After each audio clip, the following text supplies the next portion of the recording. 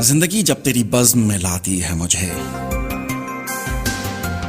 ये ज़मीं चांद सी नजर आती है मुझे। सुर्ख फूलों से महक उठती हैं दिल की राहें, दिन ढले यूं तेरी आवाज बुलाती है मुझे। तेरी याद कभी दस्तक से और कभी सरगोशी से रात के पिछले पहर रोज रुलाती है मुझे। हर मुलाकात का अंजाम जुदाई क्यों है, अब तो हर वक्त यही बात सताती है मुझे।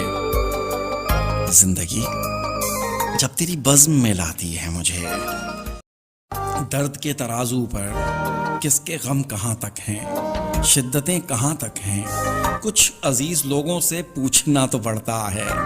आजकल मोहब्बत की कीमतें कहाँ तक हैं। एक शाम चले आओ खुल के हाले दिल कह लें, कौन जाने सांसों की मोहलतें कहाँ तक हैं।